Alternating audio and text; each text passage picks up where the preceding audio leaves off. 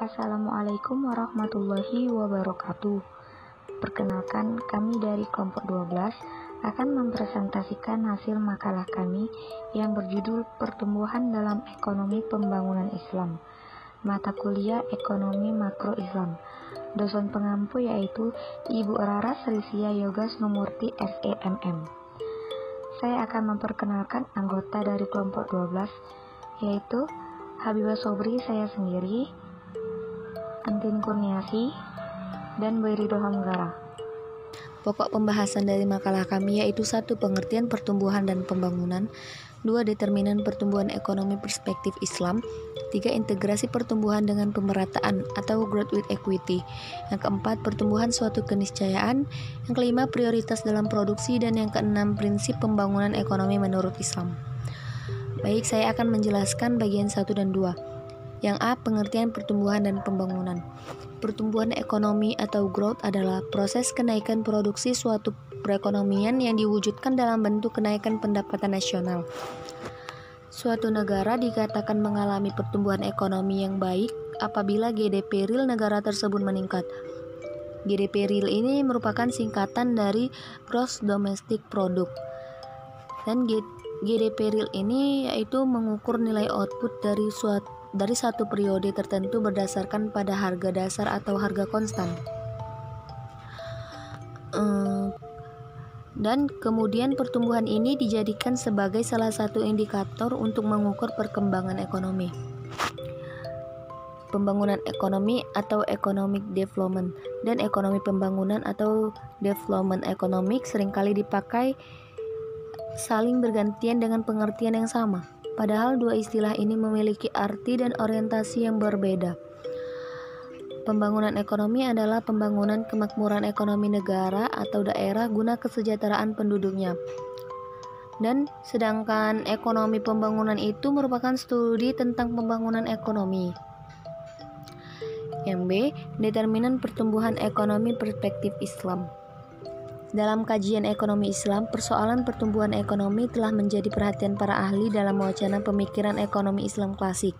Pembahasan ini diantaranya dari firman Allah SWT surat Hud ayat 61 yang artinya, Dia yang telah menjadikan kamu dari tanah dan menjadikan kamu pemakmurnya.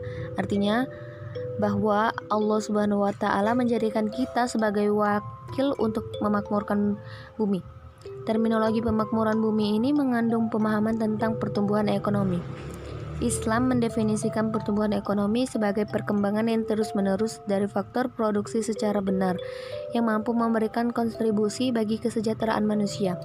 Suatu peningkatan yang dialami oleh faktor produksi tidak dianggap sebagai pertumbuhan ekonomi jika produksi tersebut, misalnya memasukkan barang-barang yang terbukti memberikan efek buruk dan membahayakan manusia.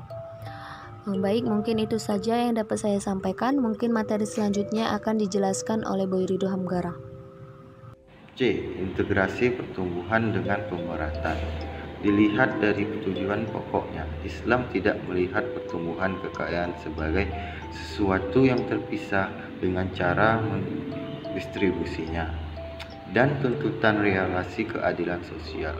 Menurut Capra, pemerataan yang optimal apabila distribusi kebutuhan-kebutuhan individu telah berhasil dipenuhi secara memadai dan telah terwujud pembagian pendapatan, kekayaan yang merata tanpa mengakibatkan efek samping yang buruk.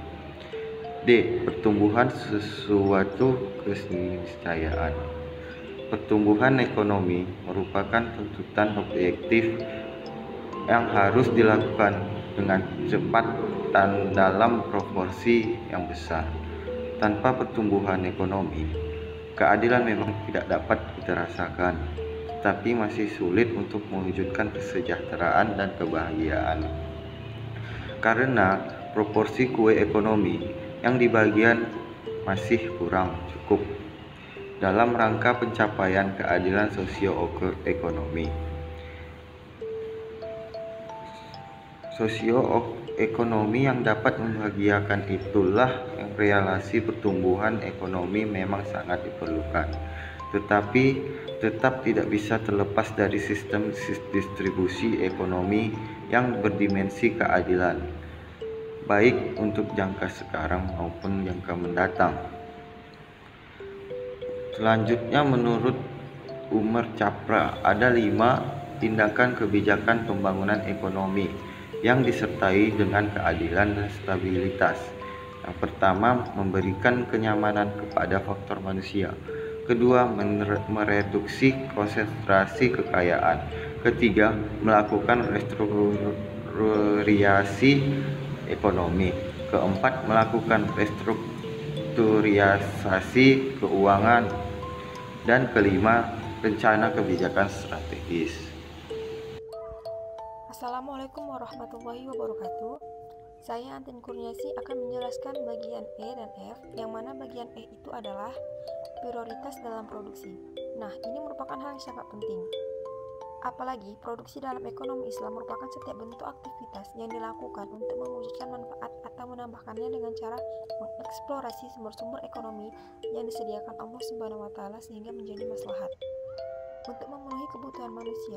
Oleh karenanya, aktivitas produksi hendaknya berorientasi pada kebutuhan masyarakat luas. Nah, untuk menentukan prioritas produksi sangat tergantung kepada tingkat perkembangan ekonomi yang telah dicapai.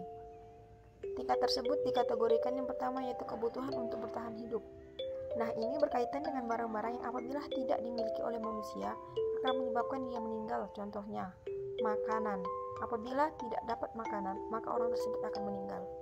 Yang kedua, kebutuhan dasar. Ini berkaitan dengan barang-barang atau jasa yang apabila tidak dimiliki manusia menyebabkan kesulitan bagi mereka, walaupun gak sampai menimbulkan kematian. Contohnya saja terhadap pakaian sederhana dan akomodasi. Selanjutnya, kebutuhan pendukung. Yang ini berkaitan dengan barang-barang atau jasa yang menyebabkan kemudahan dan kenyamanan hidup. Walaupun tanpa barang-barang tersebut, hidup juga tidak akan mengalami kesulitan. Contohnya pakaian bagus dan AC.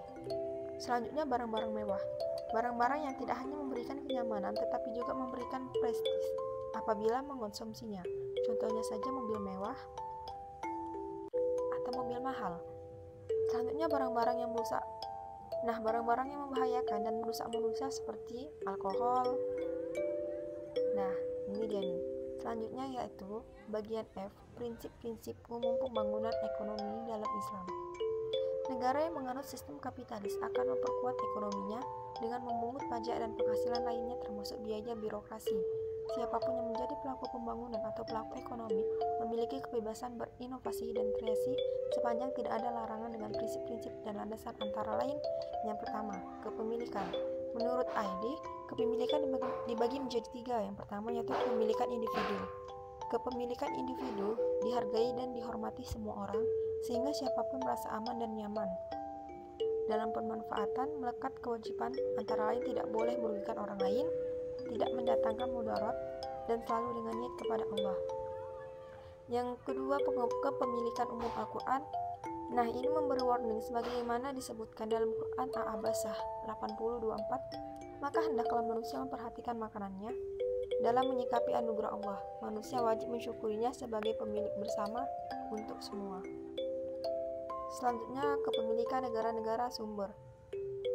Nah, pendapatan negara adalah untuk negara. Yang kedua yaitu menghidupkan tanah mati. Konsep ekonomi Islam terhadap tanah mati ialah lahan terlantar menjadi tanggung jawab pemiliknya. Ada 2 tanggung jawab. Yang pertama yaitu pemilik lahan dibebankan kepada fardu kifayah dan bukan fardu ain. Artinya bahwa pemilik lahan pertanian akan dituntut pada pengadilan Tuhan dan bertanggung jawab terhadap hak kepemilikannya. Yang ketiga, pengelolaan sumber daya liar. Nah, sumber daya liar adalah bagian dari sumber pendapatan masyarakat, karena 4/5 dari bumi ini adalah air dan laut, sehingga sumber daya liar yang paling banyak terdapat di laut dan air. Yang terakhir yaitu komponen makro. Dan di sini nih, pembangunan dalam Islam, komponen makroekonomi Islam memandang pentingnya adanya keseimbangan anggaran rutin dan anggaran belanja modal. Baiklah, mungkin itu saja yang dapat kami sampaikan. Lebih dan kurang kami mohon maaf. Wabillahi taufiq wal hidayah. Wassalamualaikum warahmatullahi wabarakatuh.